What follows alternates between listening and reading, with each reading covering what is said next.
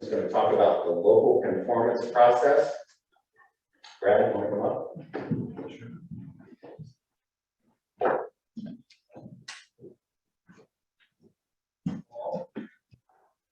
Good afternoon, everyone. My name is Bradley. I'm in the Commission's Planning Office, and I work primarily on our local conformance process.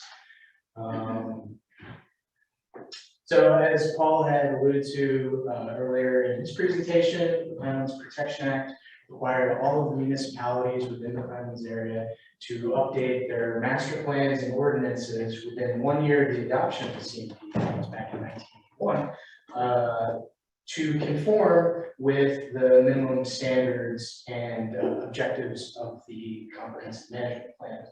So Paul had shown our land capability map, sort of at a very basic level.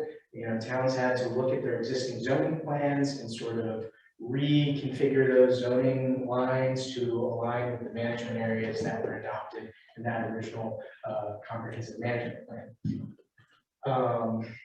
So there is room, provided, the CMP sees the work of implementing this plan as a partnership between the commission and the municipalities.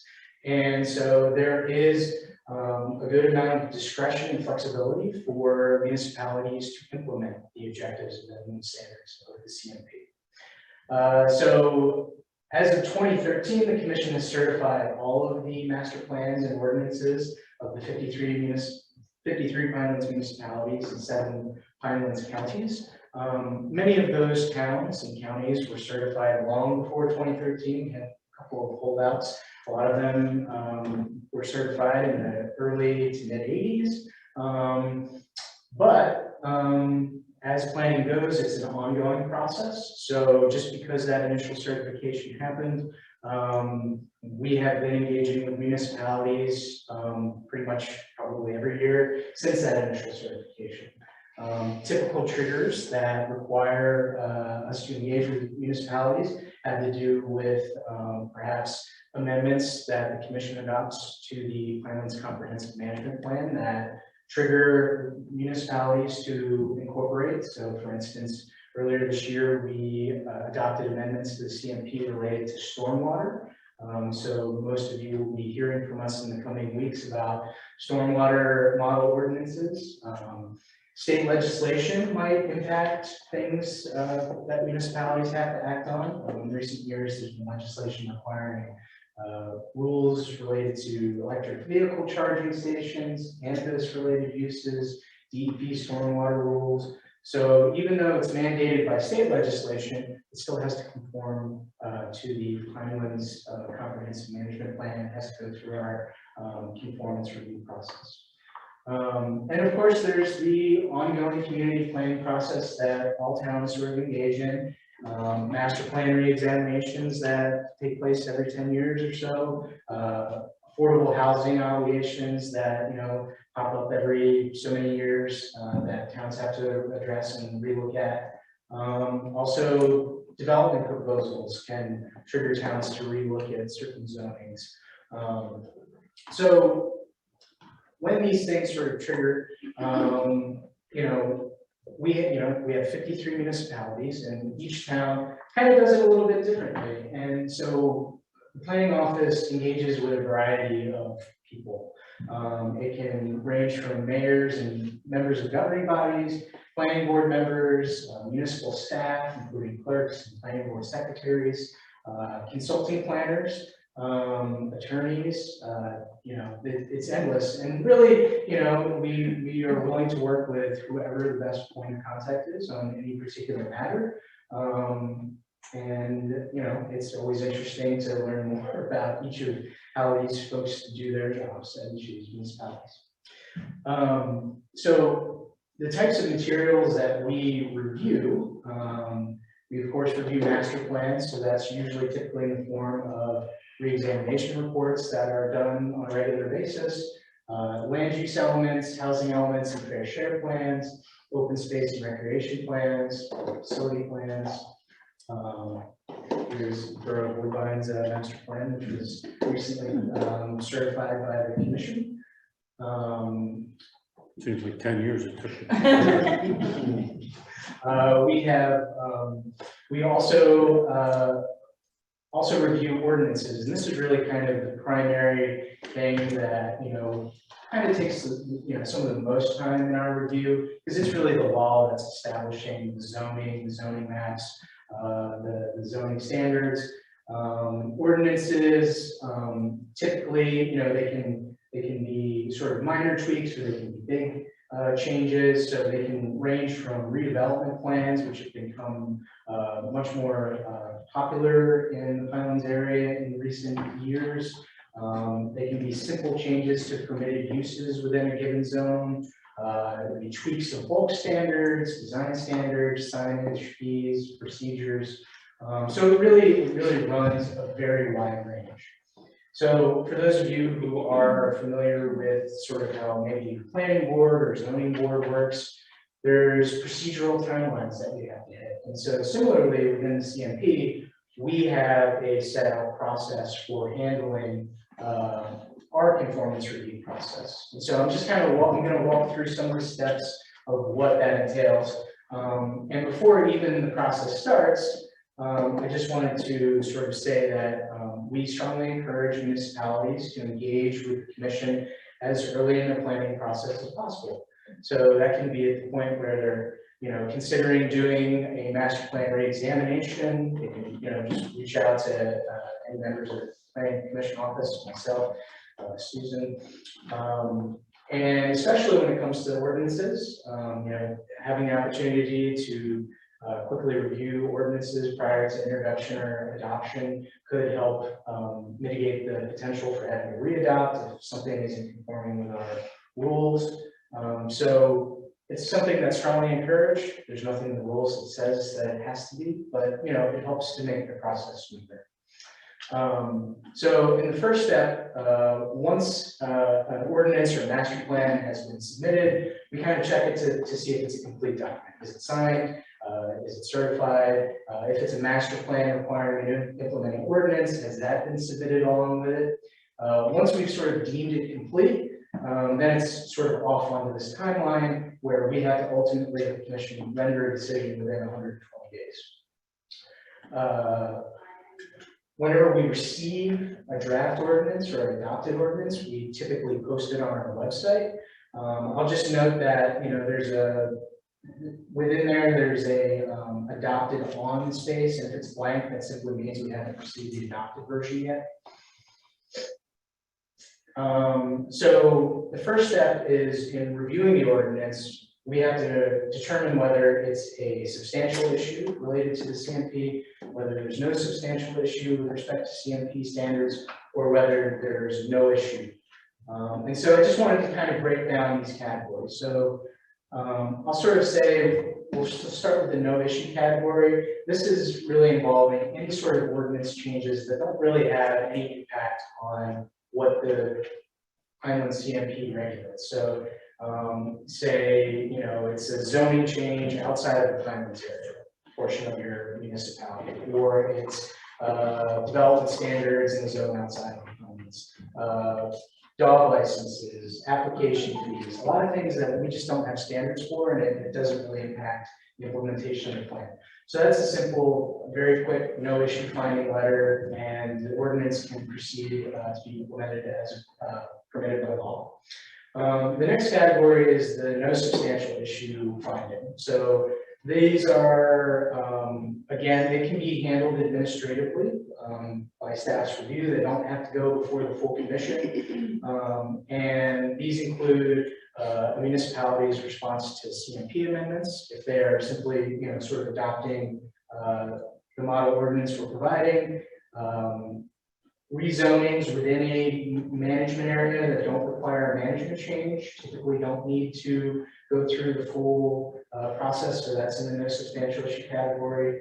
Changes to permitted uses and density that are consistent with the CMP, application checklist. So there's just a variety, and there's a list that we maintain in the planning office about sort of what goes into which category. And so really it's the bigger amendments to local codes that trigger the substantial issue finding and therefore the formal, like full conformance review process. So these will typically include zoning changes that require a change in underlying Pinelands management areas. So again, as Paul was describing, we have rural development areas, regional growth areas, forest areas. So there is, flexibility within our rules to implement changes to those management areas through the conformance process. So through the initial certifications, there were lots of tweaks to maps as the local knowledge that folks who are working with the municipality from the municipality can justify. So those are the things that get reviewed and go through this larger process. So this graph is sort of showing the number of no substantial issue and substantial issue finding letters that we, well, not letters, but actual documents that we're reviewing. So that's ordinances and master plans. So the blue is sort of the no substantial issue findings that we issue. The orange is the substantial issue. So in recent years, we've sort of moved more towards much more administrative processing. And that's sort of reflective of, much of the changes to zonings at the local level are really minor tweaks. Big zoning changes are less common within the Pinelands area. So typically we'll have between 5 or 6 of those that go before the commission in any given year. So I'll just move on from there. So if your ordinance or master plan is found to raise a substantial issue, it triggers the need for a public hearing to be held. It has to be held within 60 days of the submission of a complete ordinance and master plan. That's typically held remotely via Zoom these days since COVID.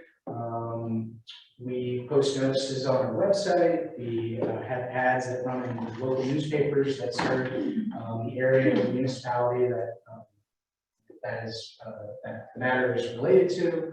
And we have a comment period. So it's more, it isn't like your planning board hearings. There isn't really cross-examination. It's really opportunity for us to compile any sort of comments and feedback from the public.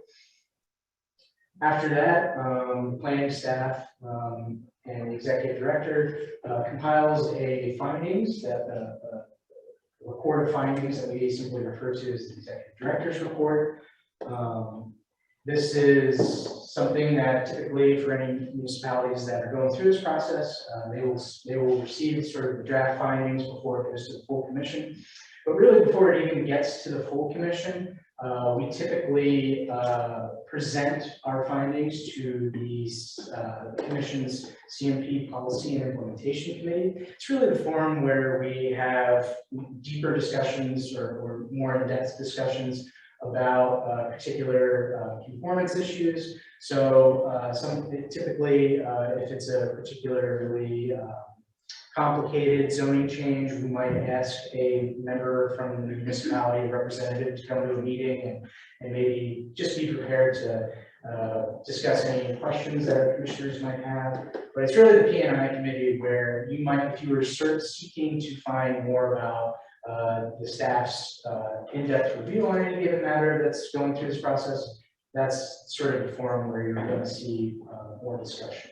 So the P&I committee meets on the last Friday of the month. And after that, it goes to the commission for action. So the timeline says that has to be done within 120 days. So when it gets to the commission, they render a decision either to certify with conditions, or deny. The decision is memorialized by a resolution, something like that. Signed, and the commission meets the second Friday. And so I should just back up and say, staff makes a recommendation through its ED report. The P&I committee also makes a recommendation to the full commission. And then the commission has the final say. So very infrequently, the commission conditionally certifies ordinances or disapproves ordinances, and that triggers the municipality to respond somehow. And they have 120 days to do that. So if there's conditions, that usually would mean that the municipality would have to adopt another ordinance that would amend the ordinance that was under consideration, or if it was out, or if it was, or maybe a portion of the ordinance that would be appealed. Same thing if there's a disapproval. The municipality has to go back and repeal the ordinance that was submitted and have to come to another path forward on what it is that they're trying to accomplish consistent with our rules. So I just sort of wanted to say that, those timelines can be kind of lengthy, the 120 days. Typically, like I said, we like to engage with municipalities at the upfront. So once it's fully submitted, oftentimes we try to, I just wanted to provide sort of our quickest timeline. Typically, if it's something that needs to go before the full commission and it's, there isn't really any complexities, it's everything is sort of in order for what we would expect to be approved, it can be as short as like a 50-day process. But oftentimes it's when we're engaging at the upfront that a lot of time may be taken to hammer out all of the various issues that might come up as we're reviewing ordinances and trying to fit what municipalities are trying to accomplish with any given zoning change within our rules.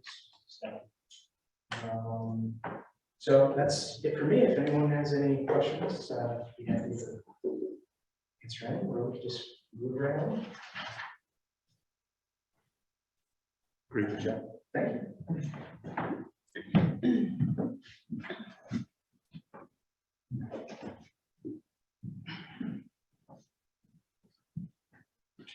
Good afternoon, everybody. People that are in attendance and people that are